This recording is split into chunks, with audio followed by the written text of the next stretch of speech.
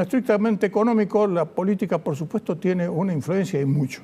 Y le vamos a preguntar a Héctor Paglia, un avesado economista y observador, que nos dé una impresión general sobre todo esto que está aconteciendo. Bueno, Gustavo, buenas noches. Yo creo que, como bien lo has descrito, estamos frente a un panorama en el cual el gobierno, después de la elección de Buenos Aires, ha ratificado el rumbo y ha dicho que lo que va a hacer es acelerar los tiempos y hacerlo en forma más profunda. En un programa económico que ha desnudado indudablemente muchas debilidades, porque carece de muchos elementos que le puedan dar sustentabilidad y se agota en solamente lo macroeconómico vinculado a lo financiero, a lo monetario, a lo cambiario, y en mantener ese objetivo que tiene el gobierno, que es plausible por sí mismo, pero que no explica todo lo demás, que es mantener la inflación lo más bajo posible. Entonces estamos a un panorama muy complejo en el cual seguramente después de la elección de octubre y conforme sea el resultado, no va a haber mayor variación de lo que imprescindiblemente necesita el programa económico, que es un reseteo absoluto, porque en estos términos es imposible sostenerlo en el mediano y largo plazo sin que haya realmente problemas de gran magnitud. Claro, y surgen algunas contradicciones, como por ejemplo, el presidente llama a los gobernadores a dialogar y de golpe dice, no, los ATN siguen como están, ¿no?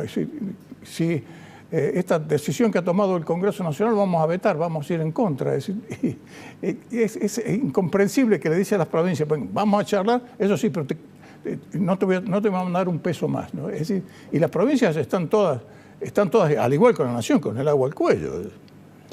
Bueno, Gustavo, esto ratifica un poco lo que decía recién, en el sentido de que el gobierno, si bien después de la elección en la provincia de Buenos Aires hubo un atisbo de autocrítica, el discurso del presidente quizás nadie lo esperaba en el sentido de decir hemos cometido errores, en esas primeras palabras, luego lo completó diciendo los errores han sido políticos y no económicos. Y si este andamiaje político no se cambia, y cambiarlo significa replantear la gestión, indudablemente que lo económico va a seguir el mismo curso, porque quien lidera es la política, quien pone los objetivos es la política. La economía es simplemente una herramienta que tiene que estar acorde a esos objetivos políticos para alcanzarlos en la mejor forma posible y con la mayor efectividad posible.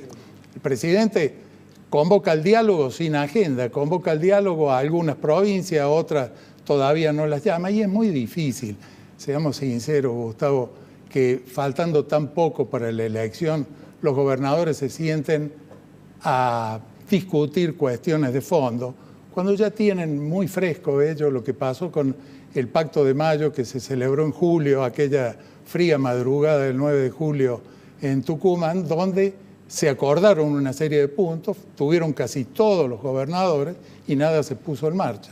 Entonces es difícil ahora. No, es efectivamente. Ya, además lo han manifestado públicamente los gobernadores. Los vamos a reunir, pero después de las elecciones de octubre.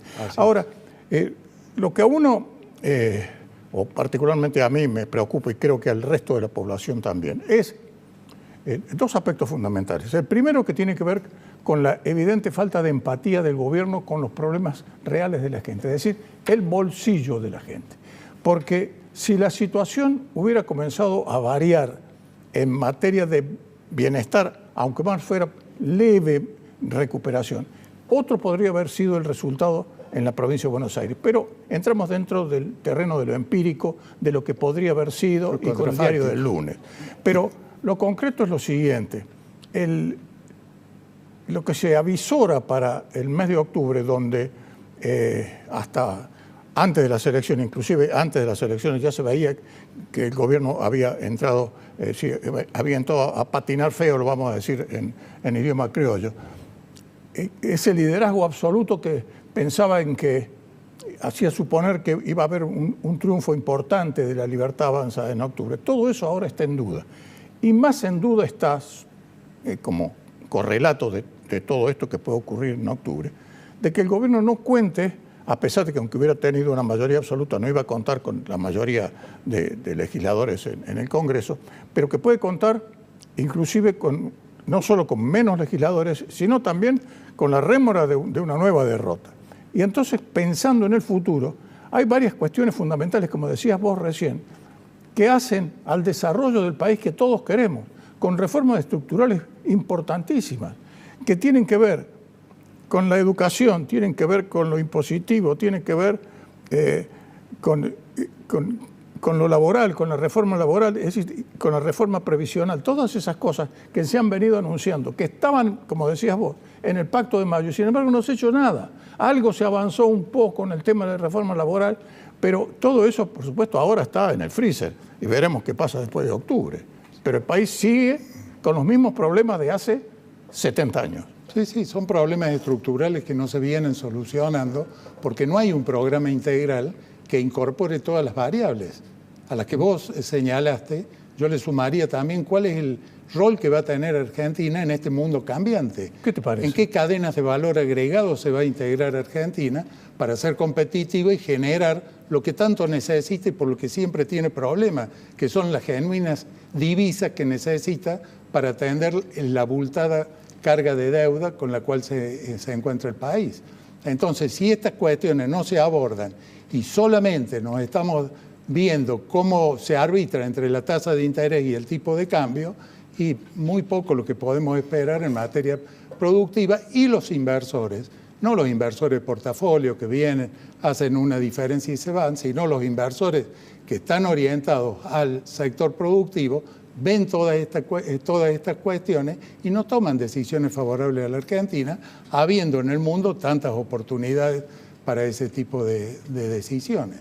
No, indudablemente que es así. Y sobre todo, es decir, menos mal que tenemos vaca muerta, porque todas las proyecciones dicen que el próximo gobierno, que a lo mejor, es decir, muchos decían podría haber reelección de Milei, hay algunos otros que piensan vaya a saber si Milei termina. Eso es lo peor, es cuando se comienzan a hacer este tipo de lucubraciones, de que no puede llegar a terminar el mandato. Hay algunos opositores, sobre todo muchos más sensatos, que han dicho, no, señores, veamos que ya el país ha pasado por esta situación y ya sabemos lo que eso significa. Ojalá que eso no llegue a ocurrir, que Milei a los tropiezos como fuere, pero que termine su mandato.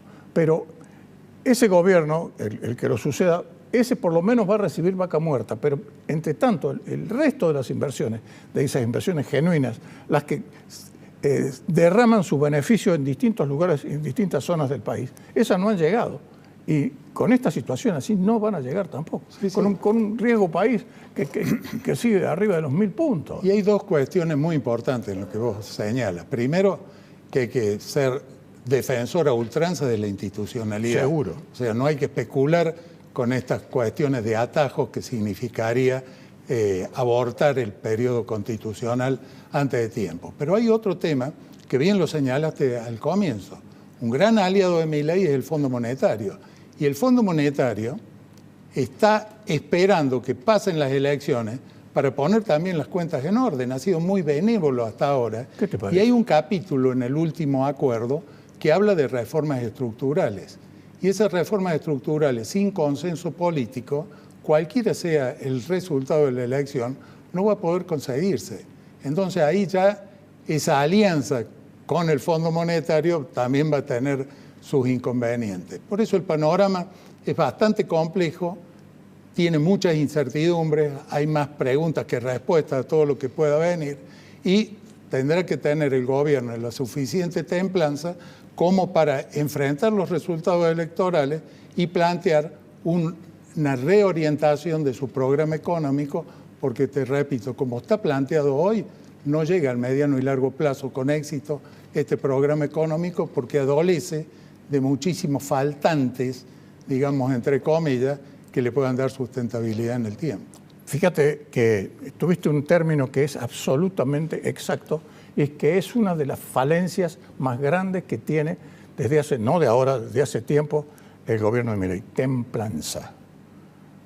Lejos de la templanza hay una verborragia insultante, agresiva, de odio, que eso no le hace ningún bien al país, absolutamente ningún bien al país, y que explica en buena medida el por qué un porcentaje altísimo de votantes que estuvieron en la provincia de Buenos Aires y que pertenecían al PRO directamente no fueron a votar. Y ahí está la diferencia en menos de más de 1.100.000 votos que no tuvo Milei, que si lo hubiera tenido por lo menos hubiera logrado un papel decoroso, es decir, casi un empate, pero no perder por 14 puntos, ¿no? Así es, así es. Templanza en el gobierno y prudencia en la oposición.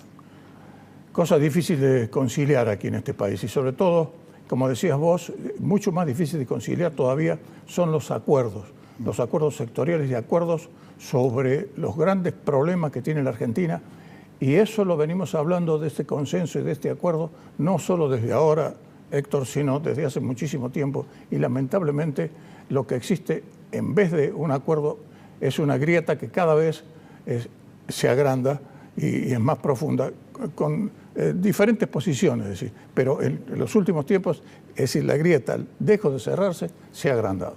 Así es. Gracias, Héctor. Al contrario, un gusto.